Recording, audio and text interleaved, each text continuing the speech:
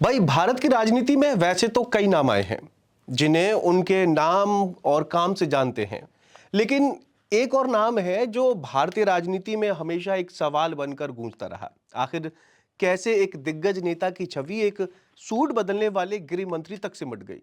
इतना ही नहीं, आतंकवाद के सबसे संवेदनशील दौर में लिए गए उनके फैसलों ने उन्हें विवादों के भंवर में धकेल दिया। और वैसे ये कोई और नहीं बल्कि मनमोहन सिंह सरकार में गृह मंत्री रहे शिवराज पाटिल हैं।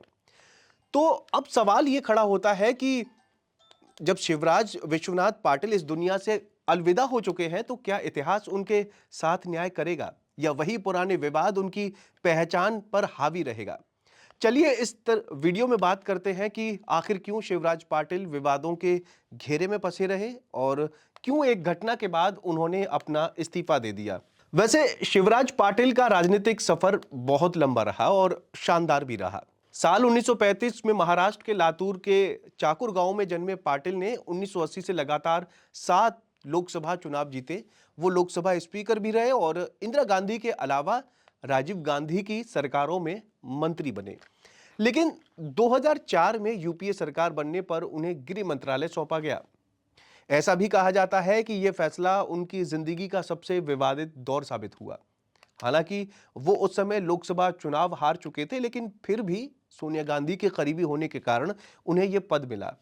लेकिन जिस समय उन्होंने मंत्री पद की शपथ ली, वो समय शायद उनके लिए तारे ठीक नहीं थे।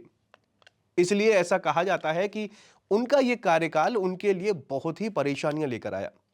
दरअसल पाटिल के कार्यकाल में देश लगातार आतंकवादी हमलों की चपेट में रहा। 2005 से 2008 के बीच हैदराबाद, मालेगांव, जयपुर, अहमदाबाद, बेंगलुरु और दिल्ली में कई सीरियल ब्लास्ट हुए।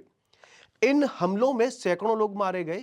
इधर सुरक्षा एजेंसियों की नाकामी पर सवाल उठे रहे और तो दूसरी तरफ भाजपा ने पाटिल को लगातार निशाना बनाया। लेकिन असली विवाद तब शुरू हुआ जब 13 सितंबर 2008 को दिल्ली में सीरियल ब्लास्ट हुआ। उस रात दिल्ली के कई इलाकों में धमाके हुए, दर्जनों लोग मारे गए। पूरे देश में अफरा तफरी का माहौल था। लेकिन टीवी चैनलों पर गृह मंत्री शिवराज पाटिल अलग अलग ड्रेस में नजर आए। कुछ मीडिया रिपोर्ट तो यह भी कहती हैं कि उस दिन पाटिल ने कम से कम 3 बार सूट बदला। पहले सफेद रंग बन गला, फिर काला और फिर दोबारा सफेद। वो अलग अलग ब्लास्ट साइट्स पर पहुंचे और हर बार एक नई ड्रेस में टीवी कैमरों के सामने नजर आए। आलोचकों ने कहा कि जब देश संकट में है, लोग मर रहे हैं, तब गृह मंत्री फैशन पर ध्यान दे रहे हैं। एक अखबार की जो रिपोर्ट कहती है, वो कहती है कि टीवी चैनल तबाही के दृश्य दिखा रहे थे, लेकिन गृह मंत्री शिवराज पाटिल अपने वार्डरोब में व्यस्त थे। जोक चलने लगे कि पाटिल कपड़े प्रेस करवा रहे थे जबकि दिल्ली जल रही थी।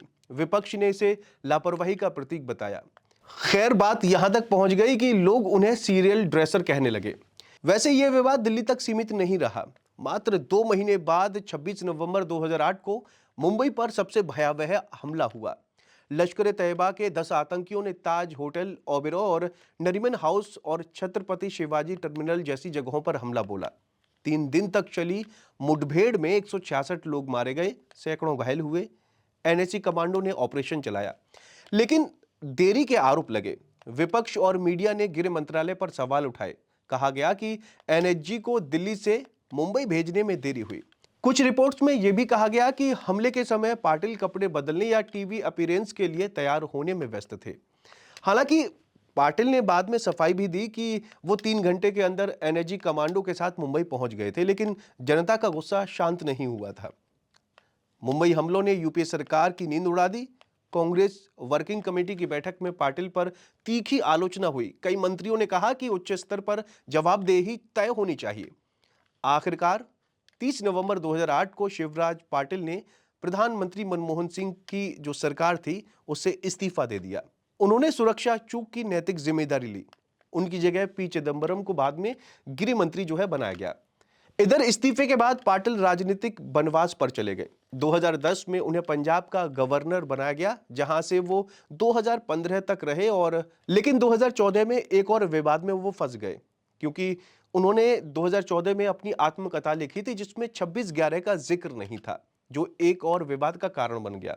बाद में उन्होंने कहा कि आतंक से निपटने में राजनीतिक समझदारी और सेना की ताकत का इस्तेमाल किया गया, लेकिन जनता की नजर में वो गृह मंत्री बने रहे जिन्होंने संकट के समय फैशन को तरहीज दी।